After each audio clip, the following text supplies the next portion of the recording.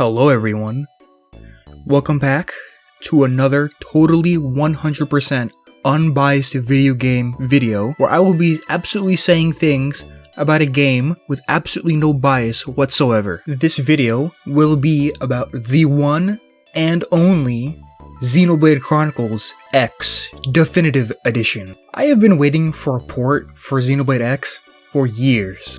As soon as the Switch was revealed, then released, I have wanted Xenoblade 1 and Xenoblade X on the system.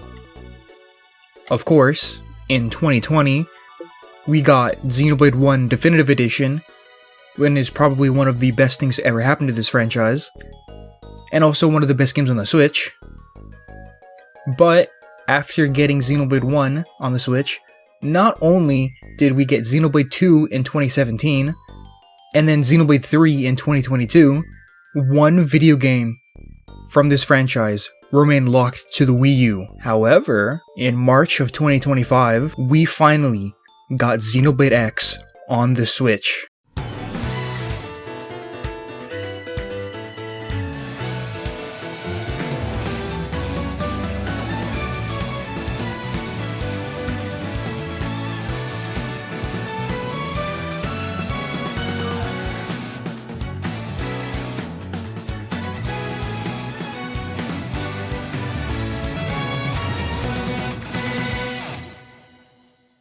I am genuinely excited to talk about this game, guys. Xenoblade is one of my favorite series in the video game world. I absolutely love Xenoblade to death, and getting anything new from Xenoblade sends my hype levels into overdrive. Ever since 2017, I've gotten something Xenoblade related every year, no matter how small it is. I have been eating good for a very long time, and I pray that it never ends.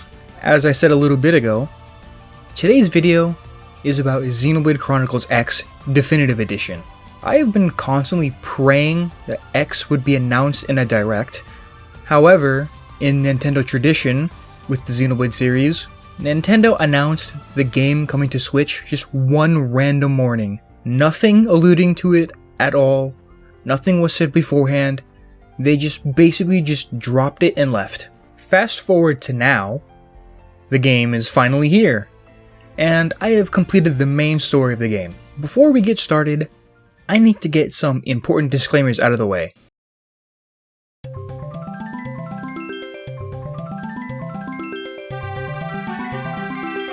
First off, spoilers. There are so many people who are playing this game for the very first time, because, let's be real, who the fuck had a Wii U? Because of that, there will be no direct spoilers on the game, mainly for the story. There might be footage of later game areas and some late game enemies, but that's about it. I will be talking about the story and my overall thoughts about it, but I will not be getting into specific plot points. Another point to mention, this video will only be about the main game for X. With Definitive Edition, Monolith Soft added a story epilogue to it. I'm assuming that the epilogue is going to tie some stuff that happens in the main story up. As I am writing this, I have not played and finished the epilogue yet, so I can't really talk about what I don't know. A talk about the epilogue will not be in this video. I am planning on making a separate video on the epilogue, so stay tuned for that. That's about all I really want to say on that matter. So, let's just get right into talking about Xenoblade X. To sum it up, its peak. Xenoblade X is a very good game. It has been a very long time since I've played X. I played it in 2015 when it came out, and finished it, and enjoyed it a pretty decent amount back then, but it's roughly been 10 years since I've last played it. Jeez. 10 years. No, I feel so old now. I'm not going to lie. I don't remember 99% of the things that happened in X, at all. So, I basically went into this game blind again. Just going on my limited knowledge of the game, from what I remembered liking the game, but also not liking the game. I remember having fun with the game a lot, but also having several problems with the game as well. As the Switch port is the definitive version of the game, I hoped that they improved on things that I had problems with. After 60-ish hours, I can say that they kinda fixed the problems. Let me go more in depth. Okay, so first off, the most important thing to bring up first is that Xenoblade X is not like the other Xenoblade games. Xenoblade 1, Xenoblade 2, and Xenoblade 3 are all single-player JRPG games, first and foremost. Xenoblade X, on the other hand, heavily focuses on the multiplayer and online function of the game. Xenoblade may be a single-player game like the rest on the surface, but X is really an MMORPG in disguise. Many aspects of X are basically MMORPG aspects. Different classes, a truly open world compared to the other games, raid bosses, and so much more. X has the most MMO aspects compared to the other games. That, in my opinion, is a good thing and a bad thing. I think it's a good thing because I think that a Xenoblade game that is open world, has raid bosses, and has custom characters is pretty fucking awesome, and I'm all for it. And I think that it should be in just more games in general. I also believe that it is a bad thing to have too many MMO aspects, because having too many kind of ruins the other aspects of the game. Of course, here's just my bias showing. I do not like MMOs. I never have, and I never will. Xenoblade is like the only exception, because it technically isn't an MMO. So yes, I do believe that the MMO parts of the game make the game. It wouldn't be X without them. But I also feel like it hurts the game in other areas. The main focus of X has clearly been about the exploration and the build crafting part of the game. Like I said earlier, this is the only Xenoblade game that is truly open world. Aside from going into like the Blade Barracks or like into a cutscene. Aside from that, there is like 0 loading screens. You want to go to the top of the map? Just fucking walk it. You'll be there in like 20 minutes, but you can just walk it. Actually, why walk it when I can get in my giant fucking mech and fly there? There are 3 main ways of exploring the planet of Mira. The first one is fast traveling, but that's boring. You can't even unlock fast traveling unless you actually physically go to the location. So technically it's like 2.5. The second one is you could just straight up run there, like I said. If there's an area you want to go to, just take a hike. And then the last option is flying in your Skell, or just being in your Skell in general, because the Skells are massive. One step and like you're already like halfway there. Exploration is so fucking fun in X. I look back at the other games and get a bit sad that all we can do is run around those giant areas, exploring Mira, unlocking the probe sites, and finding every little nook and cranny in the entire world is just extremely fun to do. People like to compare the exploration and massive world to Breath of the Wild a lot, and rightfully so. The world of Mira and Breath of the Wild's Hyrule are pretty similar sizes. I think Mira is slightly bigger, but that just proves that both games just have so much of a big world to explore. Personally, I think that X's exploration is a lot more fun because of the Skells, but Breath of the Wild also has its strengths. I also like X's exploration more compared to Tears of the Kingdom. Tears of the Kingdom's movement options just aren't as good as people say. The build crafting part of the game is so very expansive. Xenoblade 3 also has a pretty in-depth build crafting feature, but in my opinion, X's build crafting is so much better and much more fun. You have 13 different classes in X that come with a various amount of skills and several different weapon types, giving you a very large amount of arts to work with. Once you unlock it all, you can basically use any combination of arts and skills to make the strongest possible character. Character customization is pretty unlimited. There are videos of people online one-shotting level 99 bosses like they're the first enemy you encounter in the game. That's pretty insane. The exploration and the build crafting aspect of the game is just so strong and so well developed that they kind of forgot about other parts of the game. That's right, I'm talking about the story. The story, in my opinion, is a pretty decent story. I like this story. It has its good moments, and I won't ignore those moments at all. However, I do think that the story just isn't super incredibly amazing. Back in 2015, I still liked the story, but I didn't think it was that groundbreaking.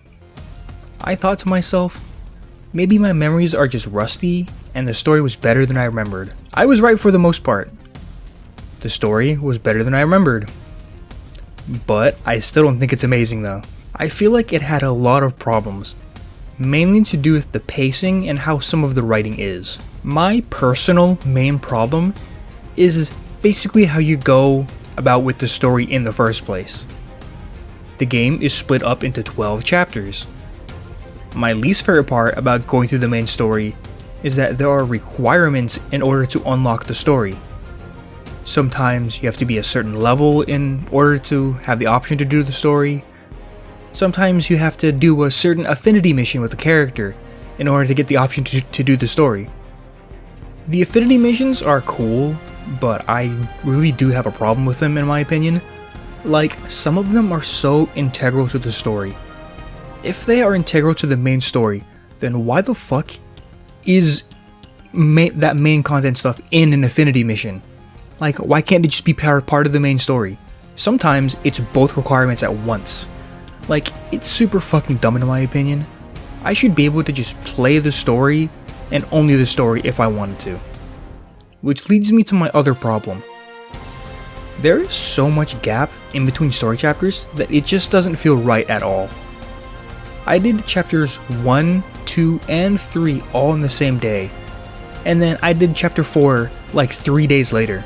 I'm not dumb, so I won't forget what's happening, but I would like to just go into the next chapter right away because I'm genuinely interested what's happening in the story, and I want to know what's going to happen next. Sadly, I know the reason why they did all of this. If you don't take into account all the gaps in between the story, if you play the story all the way through without any stops, the story is incredibly short. I bet I could finish the story in like not even 5 hours. It's that short. This brings me to my main problem with Xenoblade X. Story is not the main focus of the game. The story is there, you can do it because it's there, but the ultimate goal isn't saving what's left of the human race. The goal of the game is actually just getting the strongest gear in the game and destroying raid bosses. That is not necessarily a bad thing. Far from it. But I think that the story suffered heavily from the other parts of the game just being so much more better and more in depth. Not taking the many problems I feel with the story aside, how is the story overall? Despite being very short, I still think it is a pretty good story. It has good moments, I do like the character moments, and I think that stuff is really good. Just like every other Xenoblade game. Story is a very big thing for me personally. I believe that a major part of what makes a Xenoblade game is having a very, very good story. Xenoblade 1, 2, and 3 all have probably some of the best stories in media, period. Xenoblade X's story has very good moments. I specifically like the first 2 chapters of the game and the last 2 chapters of the game. I feel like those 4 chapters are very well written, but overall, I feel like the story is just very basic and very safe. However, I do still think that the story not being on the same level as the other 3 games is not a bad thing. The story is still very good and still worth being called a Xenoblade story. I just wish that Monolith Soft put more focus on the story, just like the exploration and the build crafting. Like I said in the disclaimers, I have not played the Epilogue yet. It seems to be more story focused compared to the rest of the main game, so here's hoping that it fixed some of the problems I had with the main game. I just wished that they focused more on the story instead of the get-go and instead of having to wait 10 years.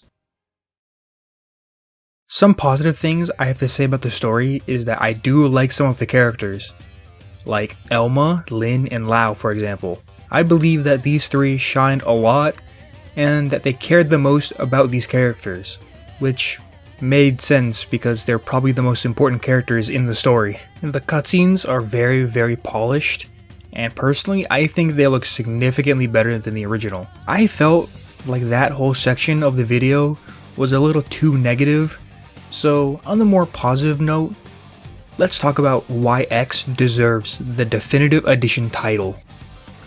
Let's talk about the quality of life changes. There are so many amazing quality of life choices. In the original game, if you wanted to switch a character in or out of your party, you had to physically go to the location that they were at in NLA and then ask them to join your party. It was absolutely horrible, and I'm so glad that that's fucking gone, because there was so many characters and there's so many character locations that you just have to remember, and I don't like it. However, you can still go and do that, but why on earth would you? You can just simply go into the menu and just change them out on the fly. There are many changes to some side quests. They're much less annoying now. They mark where everything is so you can get them easier. Side quests are still kind of a bitch to do, but they're less of a bitch to do compared to the original, which is very nice. There are other small things like being able to change the time whenever you want, being able to wear whatever you want without having to worry about the stats of the gear. Fashion gear is very, very good and honestly one of the best things. Honestly, earlier I said that getting stronger and getting to the raid bosses is like the end game, but honestly I think fashion is the end game, honestly. Now, let's get to the stuff that wasn't in the original game. Definitive Edition added a whole lot of stuff. They added new characters like Nell, Lae'zel. They added a shit ton of like new skill mods, and then like added a gameplay mechanic called Quick Cooldown. Quick Cooldown is like by far the best addition in the game because it speeds up fights and allows for even faster raid bosses clears. You can just spam any move you want. The new characters add on some lore to the story and the overall story of Mira, and I think the new skills are cool, but sadly they aren't very good. But at least you can transform into a plane, so that's pretty fucking sick. I can confidently say that this game has earned the Definitive Edition name in the title. There's just so much stuff that they added to the base game to make it a lot more easier and like friendly for newer players to get into. Because let's be honest, if you played the original, it's kind of a bitch to do anything in that game. The overall graphical update was honestly so very needed. I didn't think that the original game looked bad. I still liked it, but what they did to make the characters look more in line with the rest of the series is pretty nice. Like, everything looks more consistent now. I've heard that some people don't really like the new changes, but personally I'm all for it. I think that the new graphics suit the game just fine. I really like how Elma and Lin look, and they 100% had a smooth transition to the new direction. Overall, Mira looks a lot more cleaner and more colorful. I enjoyed exploring it way more than I did in the original. I have the original Switch, so this thing has gone through hell and back. It's kind of on its last legs, and the system was able to run the game mostly fine. There were times when the performance tanked, but that was only really happening when I either had the game on for way too long without stopping, or when I was fighting like a bajillion enemies on the screen all at once. Other than that, the game looked absolutely beautiful and rarely looked bad. Man, with each Xenoblade release, Xenoblade 2 just looks worse and worse when it's being played handheld. For those who don't know, Xenoblade 2 looks absolutely horrible when you're playing handheld. I love that game to death, but even I have to admit that it looks pretty off. I just hope that the Switch 2 can make this game look beautiful because it deserves it. Once again, the music in Xenoblade games do not miss. X is no exception. The soundtrack for this game is absolutely amazing. Some will argue that X's soundtrack is better than most of the other games' soundtracks, And I have to agree on a lot of tracks. I think that some of them are some of the best tracks in the series. The people at Monolith Soft absolutely cooked hard with this game, and there's no denying that at all.